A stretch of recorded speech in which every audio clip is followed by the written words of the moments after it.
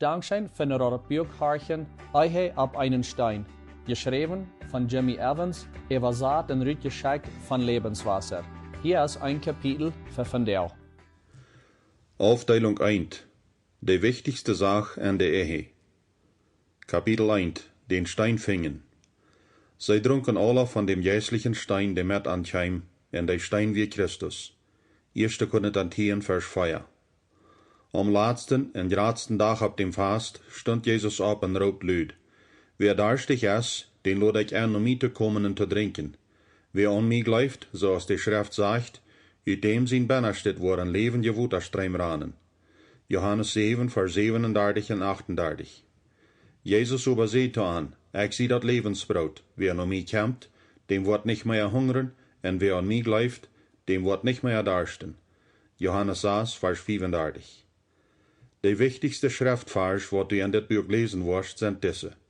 Gerade so, mocht dat nicht so lauten, dat die dort je heren, wann ein paar no Antworten an ihre Ehe sägt, oder wann eine einsame, einlassige Person so ein besonderes Verhältnis für Lebenszeit verlangt, aber in Wirklichkeit sind das everüt wertvolle Vers für kriegsohne Menschen. En ook de wichtigste Information, wat du jemals in dit oder in irgend andere Bücher lesen wirst, über Erfahrung an der Ehe, wordt ook in dit Kapitel te vinden zijn. Dat hielt zich zo als wanneer ik me zeer zeker zie, niet zo? Nou, du kannst de rechter zijn even als ik recht oder onrecht zie. Doe mij en die zelfst bloß einen gefallen, wanneer du ook nichts zes wat leest oder behelst van dit boek, bitteschön, lees en behol de information in dit Kapitel. Laat mij die eine Frage stellen zum Anfang en ik wil dat du over die antwoord no denkst en oprechtig bist. Wer erfüllt deine diepste Bedürfnisse? En andere weer, en al dergelijke zaken, op wem verlaatst du die meestens, en op wem juist du om die diepste bedürfnisse te erfüllen? Voor du een antwoord gevst, laat me erklären, wat diepste bedürfnisse zijn, en ik die een list van bekendste kwalen geef om die bedürfnisse te erfüllen. Dan wirst du dat leichter verstonen können, wat ik haben will, dat die sitzt. Wann jeder Person ook gewisse Hinsichten van Verlangen haft, oder gewisse Dinge verträgt über andere, wat für arm oder ar besonders wichtig sind, en andere dort vielleicht nicht so wichtig wird sein, haben wir alle gewisse Bedürfnisse überein. Die allgemeine Bedürfnisse sind die diepste Bedürfnisse. Ich rede auch nicht von physischen Bedürfnissen, so wat als Eten, Luft und Schlaf. Aber ich rede von Bedürfnissen, wat über dort physische gehen, wat diep in uns Hort und in unserer Seele sind. Jeder Person erdeipet Verlangen für diese Dinge als ganz krieg so wirklich, als den angeborenen Appetit für das Eten. Die vier Hauptbedürfnisse, wat alle Menschen angeboren sind, nur wat sie ihr ganzes Leben verlangen, die zufriedenzustellen sind. Nummer 1, angenommen sein. Weiten, dat du geleift wirst, en dat andere dat an die fehlt. Nummer 2, Identität. Weiten, dat du als einzelne Person bedeutsam und besonders bist. Nummer 3, Sicherheit. Weiten, dat du gut beschützt und versorgt bist. Nummer 4. Zweck. Weiten, dat du eine Ursache zum Leben hast. Für einen Christ bedeutet zu weiten, dat Gott einen besonderen Plan für dein Leben hat.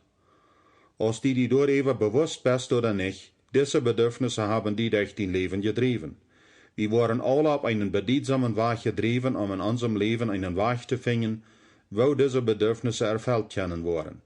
Wir sind in onze Gefühle Krieg so stark getrieben, diese Bedürfnisse zufriedenzustellen, als dort wir das rechte Eten für unsere Morgen finden, wann wir hungrig sind. Diese Bedürfnisse sind tiefe Bedürfnisse, nicht jankers. Laat mir dir nu eine List von den bekanntesten Qualen geben, wo Menschen die Erfüllung von ihrer tiefsten Bedürfnisse suchen, wann diese auch nicht bei allem Krieg die Verein in der Rede stehen. 1. Uns selbst. 2. Ehepartner. 3. Freund. 4. Kinder. 5. Arbeitgeber in Arbeit oder Beruf. 6. Kirchen oder Pastore. 7. Eltern. 8. Gott. 9. Geld oder tätlicher Reichtum. 10. Eine Vermischung von 2 oder mehr von den abgenannten. Wenn du diese Liste erst aufmerksam gelesen und ob ihrens darüber nur gedacht hast, versuch abrechtig die Frage, was ich euch stellt, zu antworten. Wer erfüllt deine tiefsten Bedürfnisse? In dein alltägliches Leben, wem oder was siehst du über alles andere, deine Bedürfnisse von angenommen sein, Identität, die Sicherheit und die Zweig zu erfüllen. Vielleicht bist du al angeworden, dat de rechte antwoord is ungefähr so als dit. Ik zie Gott an eerste steht, da aus al het andere oder irgendwas wat an meine diepste Bedürfnisse zu erfüllen. Die Wahrheit ist, dat de meeste Menschen können nicht abrechtig diese Antwort geben, und dat ist die Wurzel von ihr Problem. Die Ursache dafür ist einfach. Die meisten Menschen kommen keinmal nach Jesus, um ihre diepste Bedürfnisse zu erfüllen, und daher finden sie keinmal dort, was sie im Leben oder an die Ehe so verzweifelt sehen. Die Schriftverse am Anfang von dit Kapitel sagen uns, dass Jesus die Fähigkeit hat, uns jährliche Trinken und Eten zu geben, um unsere innerliche Verlangen zu erfüllen. Er lädt uns an, für wahre Erfüllung nach ihm zu kommen. Er verspricht uns ganze Zufriedenheit, wenn wir das tun. Das ist einfach so, dass Gott den Mensch an sein Ebenbild macht, leitet er durch ein Loch bannen, was so groß als Jesus ist, worin alle die tiefsten Bedürfnisse stammen. Und kriegt doorheen kann kein Mensch oder irgendwas, was ab ihr die Bedürfnisse erfüllen, buiten Jesus. Die Bedürfnisse waren dorthin geplant, die nur den einen zu tragen, wonen Gott bestimmt hat, die als Person zu erfüllen. Und gleicherweise wählen die meisten Menschen sich dort die innerliche Zufriedenstellung durch einen hosteren und sicheren Weg zu siegen. Sie befreien sich und erwarten, dass der Ehepartner dort für ihn tun wird, was bloß Jesus tun kann. Oder vielleicht sind Kinder abgewaschen und sind gelehrt, alles von ihren Eltern zu erwarten. Manchmal haben junge Mädels mutwillig Babys und denken, dass dann wollen sie wem haben, während leibhaft. Andere gehen von einer Arbeit nach der andere oder tragen von einer Stadt nach einer andere und sehen alle mögliche Erfüllung, aber das sind bloß Auflenkungen. Die machen nicht zufrieden. Der stärkste Schriftaufschnitt, dit durchzustellen, ist im 4. Kapitel von das Evangelium Johannes zu finden. Hier beschreibt der Apostel Johannes die Geschichte, von wo Jesus mit Fliet von seinem gewöhnlichen Weg raufging, eine samaritische Frau bei dem Baum zu treffen. Die Geschichte ist wegen etliche Ursachen besonders. Erstens, alle Juden hassten die Samariter und hielten die für halb echt. Zweitens, frühers ward als Eigendom angekickt und Männer verkehrten mit frühers nicht so, als wenn die mit ihren gelegt wären. Aber die samaritische Frau bei dem Baum wir 5-mal befreit gewesen und lebt nu mit einem Mann taub, ohne befreit zu sein. Sei wir allein bei dem Baum, während sie von ihrer Gesellschaft verschmähten wir, und keine respektvolle Frau wohl mit ihr taub geseinen worden. Ein anderer wird, sei wir 5-mal ein Verlierer gewesen in der Ehe, und sie hat abgegeben und lebten sind. Jesus wist dat alle als hij sich ernodigt. En de Ursache, dat hij sich mit ihr taub traf, wie an de Wartelursache von worum sie in ihrer Ehe gefehlt en Hoffnung verloren hat, zu heilen. Hart aufmerksam, nu wo dat abgeschreven is, wat hij met haar vertelt, en behoud den Zweig van dit Kapitel. Bloos Jesus kan onze diepste Bedürfnisse erfüllen.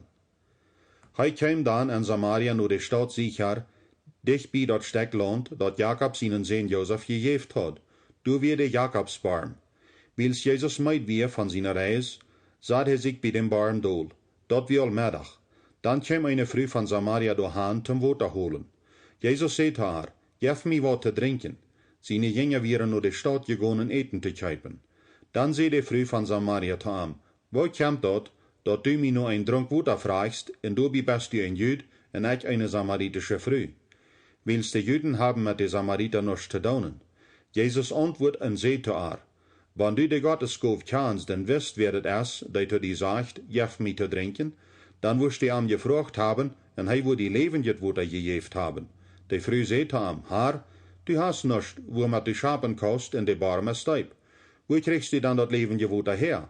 Bist du gerade aus uns Vater Jakob, der uns diesen Baum geif, uit dem hij selbst in seine Sehns und sein Fei trunken? Jesus antwoordt en zei zu haar, wer von dit Water drinkt, dem wird wahrer darsten. Wer aber dort Water drinkt, dat ich gebe, dem wird niemals mehr darsten. Dat Water, dat ich gebe, wird an arm eine immer rannende Qual und jeft ewig Leben. Die Frau zei zu ihm, Herr, geef mir dat Water, dat mir nicht mehr darsten wird, und ich nicht mehr bekommen Water schapen. Jesus zei zu haar, geh op deinen Mann und komm wieder her. Die Frau zei zu ihm, ich hab keinen Mann. Jesus zei zu haar, du bist reich, wenn du sagst, ich hab keinen Mann. Du hast 5 Männer gehabt, und der, den du nu hast, ist nicht dein Mann. Du hast dir die Wahrheit geredet. Johannes 4, Vers 5 bis 18. Jesus will sich de vollkommene Umstände de samaritische Früh in ons alle wat te leren über den Seilendarst. Want diese Früh bei dem Baum ook dacht, dat het am physische Woter ging, wordt sie bald aan dat Jesus van een andere soort Woter redt, wat ihnen innerlichen Darst für immer zufriedenstellt. Sitzt, wie alle sind seilendarstig, en Menschen kennen maar wenig van den Darst erfällen, bloß Gott kann. De samaritische Früh mögt den Fehler, wat viele von uns machen. Zij proeft uit, als Männer ihren Seilendarst zufriedenstellen würden, en als die dat nicht können, verschmeidt zij die, en doch du musst wat aardig sein mit irgend. Schließlich, nur 5 fehlschlunende Ehen, ein gebrochenes Hort en vertrimmende Träum, geeft zij ab. Dat eigen Leben wir bloß einfach nicht verar. Oder so dacht zij. Aber dat wir ein Leges. En Jesus haltbar zu erkennen, dat das Problem nicht die Männer in ihrer Vergangenheit wären, en auch nicht sie selbst. Dat Problem wir, dat sie sich nur die aardige Qual dreht, ihre diepste Bedürfnisse zu erfüllen. En Jesus ging gleich an die Sache an, im 13. Vers mit dieser Wied. Wer von dit Woter drinkt, dem wird wahrer darsten. Wer aber dort Woter drinkt, dat ich gebe, dem wird niemals mehr darsten. Dort Woter dat ich gebe, wird ein Arm eine immer rannende Qual in Jeft ewig leben. Dat erste Ding, wat du verstonen musst, dat deine eigen schaffen soll, ist diese einfache Wahrheit. Kein Mensch kann deine diepste Bedürfnisse erfüllen. Bloß Gott kann. Sicher, wenn du an Gott seinen Willen jäst, kannst du wem finden, wer dir ermutigen wird oder wer von Gott gebraucht wird, ab einen wirklichen Weg zu erfahren. Aber die jästlichste Person auf dieser Erde ist sehr stofflich und daher auch sehr begrenzt. Wenn du zu viel Hoffnung auf eine Person setzt, bist du auf dem Weg nur Täuschungen und sogar manchmal nur großes Unglück. Viele Ehen kommen in Täuschung zum Ein, noch euer sogar an Ehescheidung. Das ist deswegen, wenn sie dann angehen mit nicht wahrheitsgemäßen Erwartungen haben, und nicht wenn sie weise oder unverantwortliche Menschen sind. Jeder eine erwartet, dass der andere ihre liebsten Bedürfnisse erfüllen wird. Wenn sie dann anworden, dass es nicht passiert, fängt der wirkliche Trouble an, so als die samaritische Früh dort 5-mal erfahren hat. Wenn immer ein Christ Gott das nicht erlaubt, seine oder ihre liebsten Bedürfnisse zu erfüllen, dat die Person von selbst die Erwartung nur die Person stellen, wat ihnen am notsten ist, und für die meisten Menschen ist die Person ihr eigen Partner. Wenn die Erwartung von die Bedürfnisse erfüllen nur irgendwem oder wat besieht Gott geht, gibt dort 3 Probleme. Nummer 1, du wirst die immer täuschen, über wo dat sich nimmt, und don't wo Gott dat schafft. Nummer 2, die wird dat an den innerlichen Verrot fehlen, wat dat braucht, andere so zu leben, als die sonst in erfolgreich Leben non-te-gehen. Nummer 3. Die wirst die tegode laatst weggedonen en beleidigt feilen von die Person, wanneer du Vertrauen gegeben hast, waarin die Person allmählich deine diepste Bedürfnisse erfüllen kann. Manchmal antwortet der Mensch zu dieser Täuschung auf einen kontrollierenden Weg, aber vorher kommt das auf einen ehrlichen, verstehenden Weg über den.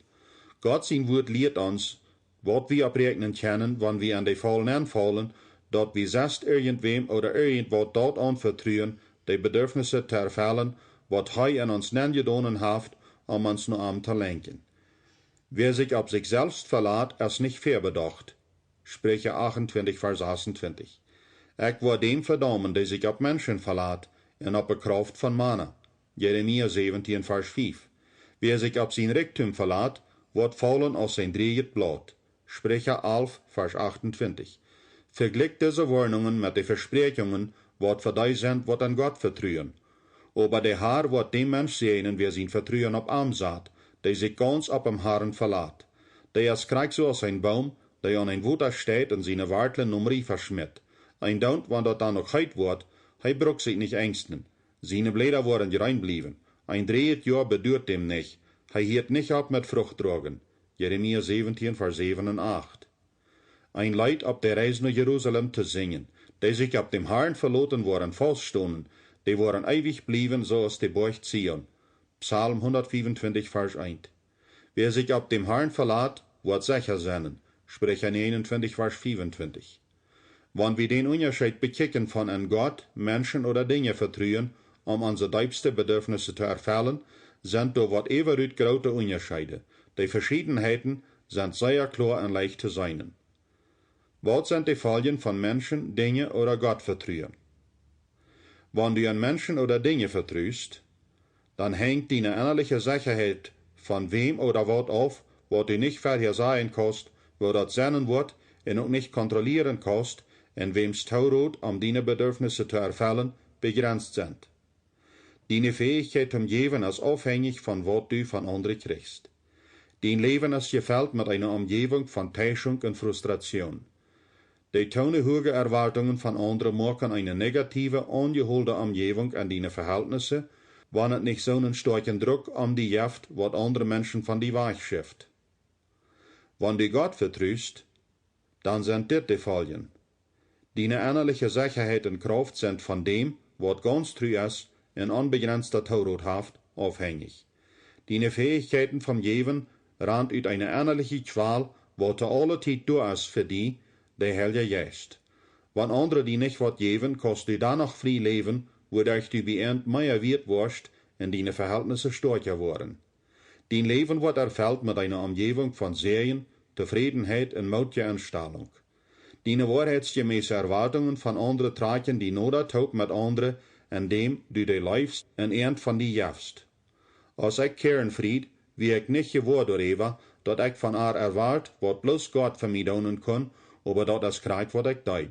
Zij erwart von mir auch mehr als ich kann.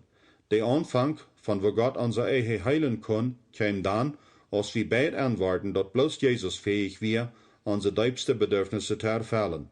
Wir den Buße für Gott und uns untereinander für den Sinn von ihm als unsere größte Qual auflehnen, und dat wir tonen hohe Erwartungen von uns sich gehad haben. Doorheen kwam een ganz veränderter Ehestand, wat an de Lebens von zwei Personen stattfand, doordat dat wir an de lebengebende Kraft von Jesus angeknappt wären. Von den Abend, wo wir auf eine Kriegslinie wären, sind wir angeworden, dat wann de Bibel auch al viele Jahre geschrieben ist, sind die wir immer noch Wahrheit, während die von einem lebenden Gott, wat nicht ändert, angegeben sind. Wenn du nur Jesus kämpfst ein Drink von Wasser oder ein Stück Brot, wird er die wirklich zufriedenstellen, kriegst zoals die Bibel sagt. Dein ganzes Leben wird ändern als eine Folge von täglich Jesus vertrauen, all deine Bedürfnisse zu erfüllen, die kleine so gut als auch die diepste. Jesus leift die und ist der beste Freund, was du jemals haben wirst. Sogar nu, dat du das lasst, als er bei dir reit, die ewige geistliche Brot und Wasser zu geben, deine hungrige Seele zu stellen. Indem, dat du täglich betst und Gott sein Wort lasst, wirst du die Wirklichkeit von seiner Gegenwart an deinem Leben erfahren. Wenn du deine Erwartungen überträgst nach Jesus, wirst du nicht getäuscht sein, wie ihn heute treu ist. Hij läuft die alle, als du die selbst läufst oder irgendwas wär. Hij will lieber deine Bedürfnisse erfüllen, als was du dort wärst. Du hast keine Einzelheit in deinem Leben, was hij nicht weiß, und hij läuft die dann noch. Den einen Lebenshalven, und die halven, was die sind, jaf Jesus dort, deine Bedürfnisse zu erfüllen. Bloß so eine Person, wat Jesus so diep vertraut, kann wirklich eine erfolgreiche Ehe haben. Wenn Jesus in deinem Leben erst an der Arbeit ist, dann kann alles andere anfangen zu schaffen. Wenn Jesus nicht mit dir ist Erfolg allmählich. Hast du die mit das Leben im Allgemeinen oder mit deinen Ehepartner getäuscht? Falls du die immer wahre getäuscht, während du die innerliche Freude und Erfüllung, wo du nur verlangst, nicht erforscht? Bist du bei den Punkt gekommen, wo du wunderst, aus deiner Ehe jemals wahre schaffen kann? Wenn du zu irgendein von diesen Fragen Ja gesagt hast, hast du nur jemand selbst gekickt als Jesus, deine diepste Bedürfnisse zu erfüllen. Wenn du reit bist, deinen Fehler zu erkennen und nur zu kommen, als er reit, seine Leben genau an dein Leben anzujeiten. Die Qual, von wo unsere diepste Bedürfnisse erfüllt worden, ist das wichtigste Ding in der Ehe. Ich hoffe, du hast die Entscheidung gemacht, Jesus loten den Stein in deine Qual zu senden und Gott die Freiheit geben, den Hort zu flehen und deine Ehe auf sein Wort zu gründen. Dankschön für noch das Bürgharchen Ehe ab einen Stein. Ich wünsche, dass das eine Halb sein für dich und eine Hoffnung, zum eine stärkere Ehe bauen.